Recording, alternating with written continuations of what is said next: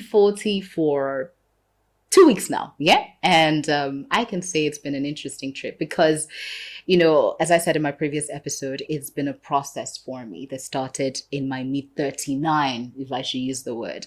And I am now 40, and a lot of things are becoming more and more evident. I talked about in my previous episode the pressure, the expectation, the fact that my mistakes or the mistakes that I'll make here on would be more, the consequences of it will be more profound, and I will have to be more organized, more structured, more put together.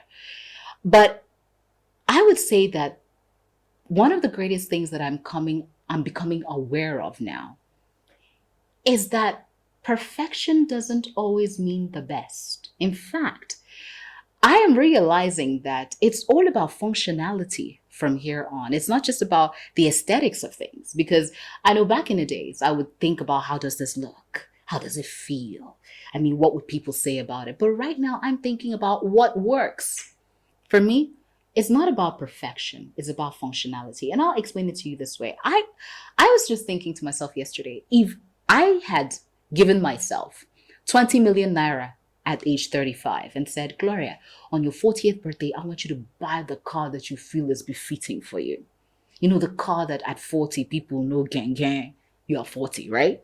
And I know at 35, all the cars are out. I probably would have thought, okay, I'm going to buy myself a Mercedes. I'm going to buy myself a Rolls, whatever it is, a 20 million can afford. The idea will be on the aesthetics of what people will think and what should make me feel like I don't arrive now. It's 40. I've been working all my life. At 40, I should represent. Now I'm 40. And here's the interesting thing. With that 20 million naira, I may not even buy a car because I'm thinking about what do I really need right now? And if I do buy a car, you'd be shocked that it's probably not what I thought I would buy at 35. I'd be thinking about functionality. How does it suit into my life? What are the things that I need it for? What do I need this car to do? What's my lifestyle like? Who are the people around me? What's the job that I do? The number of kids that I have? And I might wake up and buy myself a very nice Toyota. Now, it might not look like something that would be an achievement for a 40-year-old, but it's functional. And that's what I'm learning now. And I would think, and I can say that the greatest metamorphosis that I have gone through, I need a deep breath for this one. I have realized that the consequences of my actions are born greatest, as in the consequences of my actions affect me the most before anybody else. When I was younger, I used to make a lot of decisions based on what people would think. If I would sit down and look at all of the decisions I've made, even just in my 30s, I realized that 90% of it wasn't even for me, wasn't even about me, wasn't even what about my capacity or my capability was. It was about what people expected me to do at that time, what people needed me to do at that time. And I am coming to terms with that fact that I have to live a life that I can maintain. Why? Because remember in my previous episodes, I said rebound time is shorter. If I make a decision that is off, I have a shorter time to fix whatever issues that may come out of that. And I think that going forward, and as now that I'm in my 40s, and I have had a lot of conversation with people in their 40s, and one thing we all agree on is no has become the easiest word for us. Because I've come to terms with the fact that 40-year-old Gloria is not 30-year-old Gloria. Yesterday, I wanted to get out of bed to do some work at 3 a.m. My brain was wide awake. My body refused to move.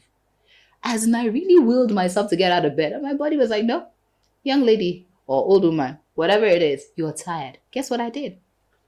I just increased the AC and went back to sleep because I couldn't do it. And yes, I was a little behind schedule because I had to do a little more to catch up. But the point was, my younger self would have gotten up and done it, but I can't do it right now because my body is saying, no, you can't do it. You're tired. And if I had tried, I probably wouldn't have gotten anything done because really, I was tired. So now I have to make better decisions, compensate for that, because Igbos would say, Madana Badazi, So these are some of the things that I have come to terms with. And when people ask me, what does it feel like to be 40? More self-aware, especially of my capabilities, what I can live with, what I can't live with, what I can deal with, what I can't deal with. I am more aware of who I am right now. I'm more aware of the fact that, look, things are different. So whichever way it is, I'm accepting that I'm aging. The gift of life is mine. I have to take care of myself. First, yes. And secondly, that people will be fine even when I say no, especially the people that care about me. So maybe that's the answer to the question, what does it feel like to be 40? But that's just 2 weeks. I'm sure if I do, I'll ask myself this question again in the next 6 months. I'll probably have a different epiphany at that time. But the idea is becoming 40, and I'm sharing with you every single bit of it. So, I'm the 40-year-old right now. What is it like to be 40? Are these ideas I shared, what's happening to me right now, is it evident in your life as well? Is that how you feel, or you feel differently? And if you're edging into your 40s, are these things that you should consider, or things you should work to get into? Remember, I said to you, it's been a process for me. I'm the fabulous Gloria, and this is Becoming 40. Talk to me in the comment section. Bye.